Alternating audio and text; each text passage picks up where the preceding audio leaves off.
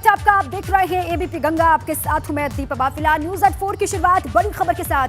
लखनऊ से बड़ी खबर है, युवक पर पालतू कुत्ते ने हमला किया है और युवक की हालत गंभीर बताई जा रही है। लखनऊ से बड़ी खबर, युवक पर पालतू कुत्ते ने किया हमला और युवक की हालत गंभीर बताई जा रही है। मेडिकल कॉलेज में घायल युवक का इलाज चल रहा है। कृष्णा नगर थाने में पुलिस ने केस दर्ज किया है। ये बड़ी जानकारी लखनऊ से, जहां पर पालतू कुत्ते ने युवक पर हमला किया और युवक की हालत गंभीर बताई जा रही है। ये बड़ी खबर, मेडिकल कॉलेज में युवक का इलाज चल रहा है और कृष्णा नगर थाने में पुलिस ने इसे लेकर केस दर्ज किया है। ये बड़ी जानकारी, युवक की हालत गंभीर है। लगातार शहर किस तरीके से पालतू कुत्ते अटैक कर रहे हैं आम लोगों पर, मामले बढ़ते जा रहे हैं और राजधानी लखनऊ से ये बड़ी खबर है। इसी पर अधिक जानकारियों के साथ मेरे साथी विवेक जुड़ चुके हैं। विवेक, ये कहाँ का पूरा मामला? सबसे पहले तो युवक की हालत कैसी है, बताएं। जी बिल्कुल, देखिए कृष्णा नगर इलाके का मामला है और वहाँ पर प्रेम नगर में ये युवक रहता है। ये 3 सितंबर की घटना बताई जा रही है। एक जागरण का कार्यक्रम हो रहा था, देवी माता का जागरण चल रहा था। वहाँ से ये युवक रात में घर पर लौट रहा था। उसी समय मोहल्ले के एक जो इनके रहने वाले हैं, वहाँ पर उनका देशी कुत्ता वो पाले हुए हैं और वो देशी कुत्ता अचानक उस पर झपट पड़ता है और उनके जो प्राइवेट पार्ट्स हैं उस पर अटैक कर देता है और पूरी तरह से घायल अवस्था में इनको अस्पताल में भर्ती कराया गया। अस्पताल में इनका इलाज चला है कई दिन तक और उसके बाद जब वो अस्पताल से बाहर आए हैं, उपचार अभी भी चल रहा है, लेकिन जब अस्पताल से डिस्चार्ज किए गए हैं तब उन्होंने इस मामले की FIR कराई है और नगर निगम की टीम आज पहुंची थी। उस कुत्ते को जिसने इस पर युवक पर अटैक किया था, हमला किया था, उसको घायल कर दिया था, उसको कब्जे में ले लिया है। फिलहाल अभी जो कुत्ते का बिहेवियर होता है, चूंकि वो पशु वैज्ञानिक है वहाँ पर तमाम नगर निगम में, वो उसके बिहेवियर की जांच कर रहे हैं कि कहीं ऐसा तो नहीं कि इस तरह का अटैकिंग डॉग है जो अमूमन लोगों पर हर समय हमला करते रहते हैं। कई पालतू जानवर ऐसे होते हैं जो अटैक करते हैं। बिहेवियर पूरा जानने के बाद उसको उसके साथ जो अगली कार्रवाई है, यानी उसको कहाँ रखा जाना है, क्या किसी का सुपुर्द किया जाना है या फिर उसके मालिक को वापस कर दिया जाना है, ये चीजें अभी तय होंगी। लेकिन युवक के तरफ से जो कुत्ता मालिक है उसके खिलाफ FIR दर्ज हो गई है। पुलिस अपनी कार्रवाई कर रही है। चूंकि कानून ऐसा है कि बहुत ज्यादा बड़ी इसमें कार्रवाई नहीं होती है, गिरफ्तारी का भी ऐसी कोई कार्रवाई नहीं होती है। तो अभी पुलिस छानबीन करने गई थी। आज सुबह पुलिस की एक टीम पूछताछ की है, आसपास के लोगों से पूछताछ की है, कुत्ते मालिक से भी बात की है, उसके बयान दर्ज किए हैं। जो पीड़ित हैं उनके घर वालों के बयान भी दर्ज किए हैं और पीड़ित का कहना है कि जो उसके इलाज में जो खर्च आया है तमाम, उसके चूंकि जो यूरिनल उसको इन्फेक्शन हो गया है इस वजह से और अभी लंबा इलाज चलेगा, तो इलाज में जो खर्च आया है वो चाहता है कि जो कुत्ते के मालिक हैं उनकी तरफ से वहन किया जाए, वो सारा खर्च उसको दिया जाए। इस बात को लेकर दोनों पक्षों में अभी बातचीत चल रही है। लेकिन ये लगातार कुत्तों का हमला है। इससे पहले पिटबुल ने हमला किया था, जो लैब्राडोर हैं उनके हमले की बात भी सामने आई, कुछ वीडियो ऐसे सोशल मीडिया पर सामने आया और ये पहली बार ऐसा है जब किसी देसी कुत्ते ने हमला किया है और उस पर बुरी तरह से घायल उसको अवस्था में भर्ती कराया गया है। जिस तरीके से तमाम घटनाएं बढ़ रही हैं उस पर प्रशासन को और भी सख्त नियम कायदे बनाने की आवश्यकता है। ये घटनाएं वाकई में चिंताजनक है। शुक्रिया आपका विवेक पूरी जानकारी के लिए। और कासगंज से भी बड़ी खबर है। कासगंज में आवारा कुत्ते ने मासूम बच्चे को घायल किया है। 4 साल के बच्चे पर आवारा कुत्ते ने हमला किया। कासगंज से भी बड़ी खबर है, जहां पर आवारा कुत्ते ने मासूम बच्चे को जख्मी किया है। 4 साल का बच्चा जिस पर अटैक किया, मासूम के शरीर पर चोट के निशान हैं। स्थानीय लोगों ने बच्चे को कुत्ते से बचाया और कासगंज के सदर कोतवाली इलाके का ये पूरा ही मामला बताया जा रहा है। 4 साल के मासूम पर आवारा कुत्ते ने हमला किया और गनीमत ये रही कि स्थानीय लोग वहां पर मौजूद थे, जिससे मासूम की जान बच गई। कुत्ते के चंगुल से बच्चे को बचा लिया गया और ये कहा जा रहा है कि मासूम के शरीर पर चोट के कई घाव हैं, कई निशान हैं। ये सर सुबह 7:30 बजे स्कूल जा रहे थे और रास्ते में 7-8 कुत्ते थे, एक को हमला कर दिया अचानक इसके ऊपर। कुत्ते पालतू थे क्या? नहीं, कुत्ते पालतू नहीं थे। मेरठ से बड़ी खबर है। मेरठ में एबीपी गंगा की खबर का बड़ा असर हुआ है। सड़क घोटाला मामले में मेयर ने बड़ी कार्रवाई यहां पर की है। मेयर सुनीता वर्मा ने मौके पर जाकर निरीक्षण किया। घोटालेबाज चीफ इंजीनियर और अधिशासी अभियंता को फटकार लगाई। तस्वीर उसी वक्त की आपको हम दिखा रहे हैं। जितने भी लोग घोटाले में लिप्त होंगे बख्शे नहीं जाएंगे, ये साफ तौर से कहा गया है। मेयर सुनीता वर्मा ने मौके पर जाकर के हालात का निरीक्षण किया, वहां पर देखा और चीफ इंजीनियर अधिशासी अभियंता को फटकार लगाती हुई मेयर दिखाई दी। ये भी कहा गया कि जो भी इस पूरे घोटाले कांड में शामिल उसको बख्शा नहीं जाएगा, छोड़ा नहीं जाएगा। एबीपी गंगा पर खबर चलने के बाद ये बड़ा असर हुआ है। मेरठ नगर निगम के सड़क निर्माण घोटाले का मामला लगातार तूल पकड़ता जा रहा है। आप ये देखें कि एबीपी गंगा पर इस घोटाले की खबर दिखाए जाने के बाद मेयर सुनीता वर्मा यहां नगर निगम के अधिकारियों के साथ मौके पर पहुंची हैं और जो घोटाले की सड़क है उसका बाकायदा यहां पर मेयर सुनीता वर्मा ने निरीक्षण किया है। आप ये देखें कि बेहद वो यहां पर अफसरों पर नाराज नजर आ रही हैं, लगातार गुस्सा जाहिर कर रही हैं। हम मेयर हैं, उन्हीं से बात कर लेते हैं। सुनीता वर्मा जी, मैम आपसे जानना चाहूँगा कि वाकई मामला बड़ा गंभीर है और हमने सबसे पहले उठाया और देखा कि आप खुद मौके का निरीक्षण करने आई हैं। क्या हकीकत आपके सामने आई?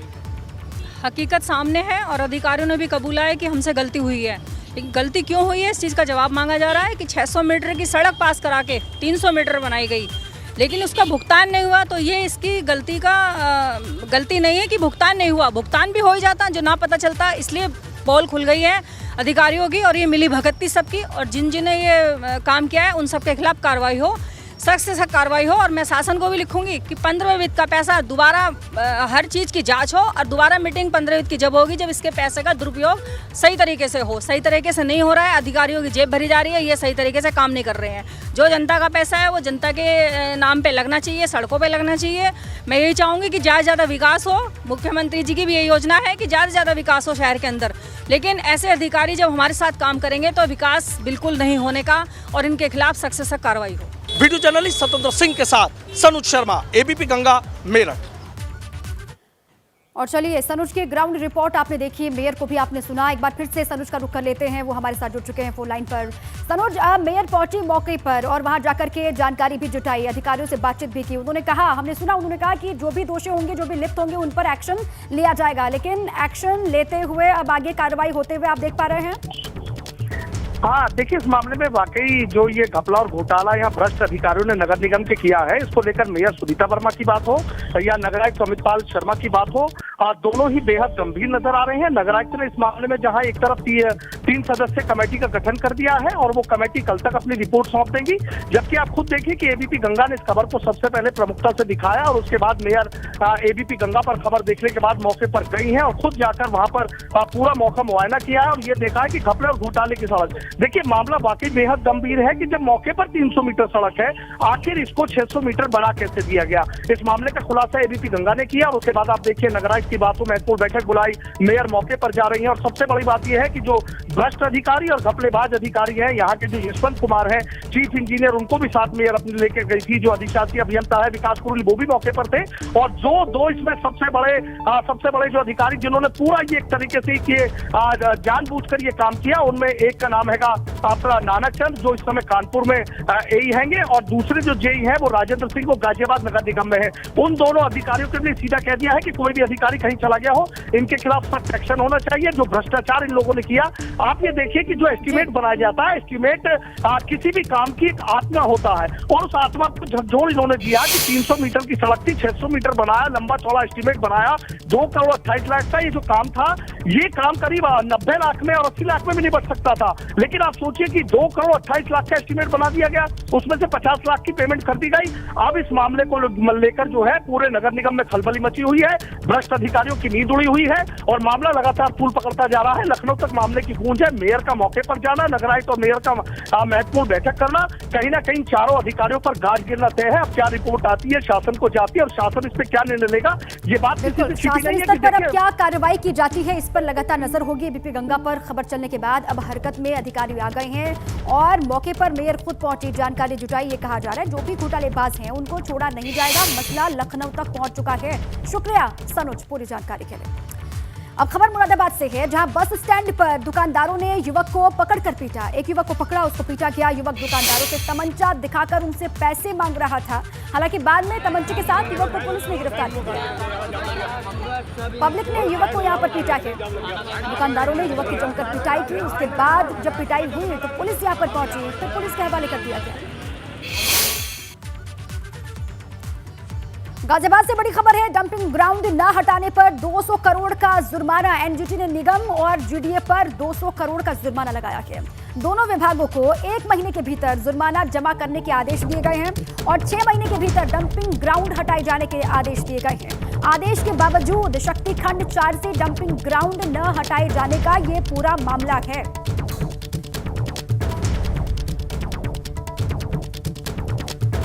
देखिए, बड़ी खबर, आदेश के बावजूद भी डंपिंग ग्राउंड यहां से नहीं हटाया गया। उसके बाद फिर से नया ये जुर्माने का ये मामला क्या, जुर्माना लगाया गया है। बड़ी खबर, 6 महीने के अंदर डंपिंग ग्राउंड हटाए जाने के आदेश। इससे पहले भी डंपिंग ग्राउंड न हटाने पर 200 करोड़ का ये पूरा ही जुर्माना है जो अब लगाया गया है।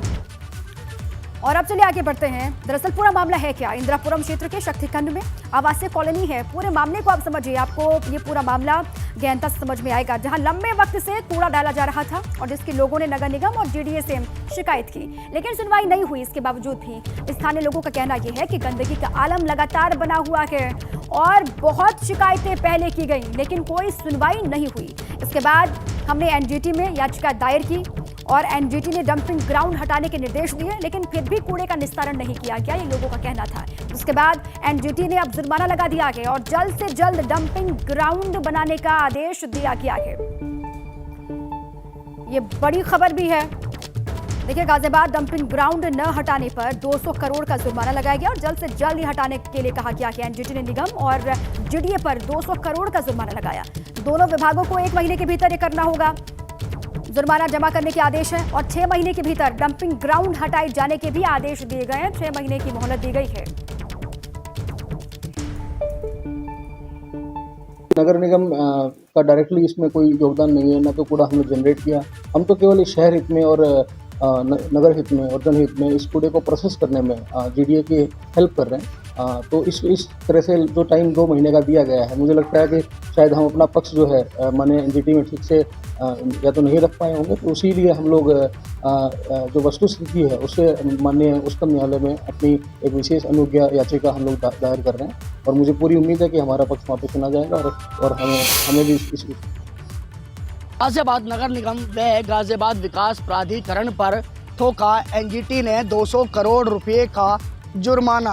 गाजियाबाद नगर निगम पर ठोका 150 करोड़ रुपए का जुर्माना व गाजियाबाद विकास प्राधिकरण पर ठोका 50 करोड़ रुपए का जुर्माना। गाजियाबाद के इंदिरापुरम क्षेत्र में बना दिया है कूड़े का डंपिंग ग्राउंड, जो कि आवासीय कॉलोनी में नहीं बनना चाहिए। एनजीटी ने कहा कि कूड़े पर कोई ठोस रणनीति नहीं बनाई गई, इसलिए ठोका गया है जुर्माना। गाजियाबाद से एबीपी गंगा के लिए मैं शक्ति सिंह। और चलिए इसी पर और जानकारी जुटाते हैं, बातचीत कर लेते हैं। हमारे साथ ही शक्ति जुड़ चुके अधिक जानकारियों के साथ में। शक्ति, पहले भी कई बार लोगों ने शिकायत की, पहले भी आदेश आया, लेकिन उसके बावजूद भी डंपिंग ग्राउंड यहाँ से नहीं हटाया गया। अब 200 करोड़ का जुर्माना लगा दिया गया है, 6 महीने की मोहलत दी गई है। शक्ति, आवाज आ रही है आपको? बात नगर निगम की, तो गाजियाबाद नगर निगम और विकास प्राधिकरण की जिम्मेदारी बनती है कि कहीं भी आवासीय कॉलोनी में वहां पर डंपिंग ग्राउंड ना बने। तो गाजियाबाद का पौष इलाका है इंदिरापुरम, जहां पर डंपिंग ग्राउंड बना दिया गया और वहां पर जो कूड़े का अंबार है वो लग गया, जिसके बाद जो सोसाइटी के आसपास के जो लोग थे वह काफी परेशान थे, उन्हें काफी दिक्कतों का सामना करना पड़ा था। इसमें वो एनजीटी में गए। एनजीटी में जाने के बाद उन लोगों ने वहां पर अपनी दलील रखी कि इस तरीके से हम बहुत परेशान हैं और कूड़े की जो बदबू है वो काफी आती है, जिसके बाद एनजीटी ने संज्ञान लिया। हालांकि एनजीटी के संज्ञान लेने के बाद एक समय दिया गया गाजियाबाद नगर निगम को व विकास प्राधिकरण गाजियाबाद को कि आप यहाँ से कूड़ा उठा ले, कहीं और शिफ्ट कर लें। तो लेकिन जो समय दिया था उस समय तक वहां से कूड़ा नहीं हटाया गया, जिसके बाद एनजीटी ने 200 करोड़ रुपए का जुर्माना ठोका, जिसमें गाजियाबाद नगर निगम की बात करें तो गाजियाबाद नगर निगम पर 150 करोड़ रुपए और गाजियाबाद विकास प्राधिकरण पर इसमें 50 करोड़ रुपए का जुर्माना लगा दिया गया। और ये कहा गया कि 1 महीने के अंदर अंदर आप इस पैसे को एनजीटी में जमा करें। यानी कि एक मोटा अमाउंट है, बड़ा अमाउंट है जो कि एनजीटी ने जमा करने के लिए बोला है। जिसके बाद अब अगर बात की जाए गाजियाबाद नगर निगम की या विकास प्राधिकरण की, तो आगे और उच्च न्यायालय में जाने की बात कही जा रही है एनजीटी के खिलाफ। भाई पहले एनजीटी में भी दलील रखी जाएगी कि हमारे पास इतना पैसा नहीं है और जल्दी से जल्दी हम इसे कूड़े को हटा लेंगे। अब देखना ये होगा, जुर्माना 1 महीने के भीतर जमा करना होगा, आप ये कह रहे हैं? पैसा जमा होगा या नहीं होगा, या वहां से कूड़ा हटाने के लिए और कितनी तेजी पकड़ता है गाजियाबाद नगर निगम या गाजियाबाद विकास प्राधिकरण। जी दीपा, शुक्रिया पूरी जानकारी के लिए। खबर लखनऊ से है। लखनऊ में सपा कार्यालय के बाहर एक पोस्टर लगा हुआ है जिस पर लिखा है कि यूपी प्लस बिहार बराबर गई मोदी सरकार। वह इस पोस्टर पर सीएम नीतीश कुमार के साथ सपा प्रमुख अखिलेश यादव की भी तस्वीर लगी हुई है। काले रंग के इस पोस्टर के नीचे लिखा हुआ है आईपी सिंह समाजवादी पार्टी। ये वही पोस्टर आपको हम दिखा रहे हैं। यूपी प्लस बिहार और बराबर में बताया गया है गई मोदी सरकार। पार्टी के प्रदेश मुख्यालय के बाहर लगे पोस्टर ने सियासी गलियारों में हलचल मचा दी है। पोस्टर में नीतीश कुमार और अखिलेश यादव का फोटो है और लिखा है यूपी बिहार गई मोदी सरकार। ये देखिए ठीक हमारे पीछे ये पोस्टर है जिसमें अखिलेश यादव की फोटो है, नीतीश कुमार की फोटो है, यूपी प्लस बिहार गई मोदी सरकार। और ये पोस्टर समाजवादी पार्टी के नेता आईपी सिंह की तरफ से लगवाया गया है। कल रात को ही ये पोस्टर लगाए। अखिलेश यादव को भी पोस्टर के बारे में जानकारी और राजनीतिक गलियारों में जो चर्चा है वो 2024 के द्वंद्व की है, युद्ध की है। यानी 2024 में महागठबंधन किस दिशा में जा रहा है। चूंकि नीतीश कुमार ने कुछ दिन पहले ही कहा था कि भाजपा की गद्दी हिलाने के लिए केंद्र से सिर्फ 50 सीटों को ही तो कम करना है और यूपी में 80 सीटें हैं। इसके अलावा बिहार में 40 सीटें हैं। पश्चिम बंगाल में ममता बनर्जी ने भी कमान थाम रखी है मोदी को हटाने की, वहाँ पर भी 40 सीटें हैं। और इन 3 राज्यों में अगर महागठबंधन हो जाता है तो भाजपा को बड़ा नुकसान हो सकता है और ये पोस्टर उसी तरफ इशारा कर रहा है। एक और संकेत इस पोस्टर के माने जा रहे हैं। जिस तरह से बिहार में नीतीश कुमार ने भाजपा को छोड़कर अन्य दलों से गठबंधन किया और उसके बाद सरकार का सत्ता परिवर्तन हुआ, उसी तरह से उत्तर प्रदेश में भी ये इशारा किया जा रहा है कि अखिलेश यादव कुछ ना कुछ गठजोड़ करके, जोड़ तोड़ करके भाजपा को सत्ता से हटाने की एक तैयारी कर रहे हैं। और पिछले दिनों उन्होंने केशव प्रसाद मौर्य जो डिप्टी सीएम हैं उनको एक ऑफर भी दिया था। उन्होंने कहा था कि 100 सीटें लेकर आएं तो केशव प्रसाद मौर्य को सीएम बना देंगे। ये बड़ा ऑफर मिला था जिसको लेकर सूबे की सियासत में उबाल आ गया था, हलचल मच गई थी। ये पोस्टर उन्हीं सारी संभावनाओं की तरफ इशारा कर रहा है। लोकसभा चुनाव में महागठबंधन क्या स्वरूप होगा। नीतीश और अखिलेश यादव की पिछले दिनों मुलाकात भी हुई थी नोएडा में और वहाँ पर लंबी बात हुई थी। क्या क्या बातें हुई थी उसके बाद ये पोस्टर लगना समाजवादी पार्टी के लिए एक उत्साह भरने वाला है तो भारतीय जनता पार्टी और उनके जो सहयोगी दल हैं उनके लिए ये पोस्टर एक चिंता का सबब भी है। कैमरा से हरिओम के साथ विवेक त्रिपाठी, एबीपी गंगा, लखनऊ। देखिए, समाजवादी पार्टी के यूपी बिहार वाले पोस्टर को लेकर भाजपा ने चुटकी ली है। डिप्टी सीएम ब्रजेश पाठक ने कहा है कि मुंगेरी लाल के हसीन सपने कोई भी देख सकता है। मुंगेरी लाल के हसीन सपने बहुत लोग देखते हैं। भारतीय जनता पार्टी आदरणीय प्रधानमंत्री नरेंद्र मोदी जी के नेतृत्व में आदरणीय प्रधानमंत्री जी की गरीब कल्याण योजनाओं को जन जन तक पहुंचा रहे हैं और उत्तर प्रदेश में कानून का राज और मजबूत हुआ था। आप देखेंगे 2024 में हम 80 की 80 सीटें जीतेंगे। अखिलेश यादव और केशव प्रसाद मौर्य के बीच में वार पलटवार का दौर लगातार जारी है। अखिलेश यादव ने ट्वीट कर केशव प्रसाद मौर्य पर सियासी हमला बोला और उन्होंने एक तस्वीर शेयर करके केशव प्रसाद मौर्य पर टिप्पणी की, जिसके बाद केशव प्रसाद मौर्य ने ट्वीट करके पलटवार किया। उन्होंने लिखा कि सपा का 2024 में खाता तक नहीं खुलेगा। अखिलेश यादव और केशव प्रसाद मौर्य के बीच में लगातार वार पलटवार का दौर आप देख रहे हैं। अखिलेश ने ट्वीट किया जिसमें पलटवार किया है केशव प्रसाद मौर्य ने और उन्होंने लिखा है अपने पलटवार में कि सपा का 2024 के आम चुनाव में खाता तक नहीं खुलेगा, ये तय है। अखिलेश का पहले ट्वीट आता है और उस पर पलटवार करते हैं डिप्टी सीएम केशव प्रसाद मौर्य। दोनों ही ट्वीट आपको हम दिखा रहे हैं। देखिए, लगातार ट्विटर वॉर दोनों के बीच में चल रहा है। इससे पहले भी कई बार ट्वीट करके एक दूसरे पर निशाना साधा है दोनों में। एक बार फिर से अखिलेश का ट्वीट और उसके बाद फिर डिप्टी सीएम केशव प्रसाद मौर्य का ट्वीट सामने आता है। वो कहते हैं कि 2024 के चुनाव में समाजवादी पार्टी एड़ी चोटी का जोर भले ही लगा ले और फायदा नहीं होने वाला है, एक भी सीट नहीं मिलने वाली है और खाता तक नहीं खुलेगा समाजवादी पार्टी का 2024 में, ये तय है, ये उन्होंने कहा। और इसी के साथ ही बुलेटिन में अभी के लिए बस इतना ही। खबरों का सिलसिला लगातार जारी है, आप बने रहे हमारे साथ।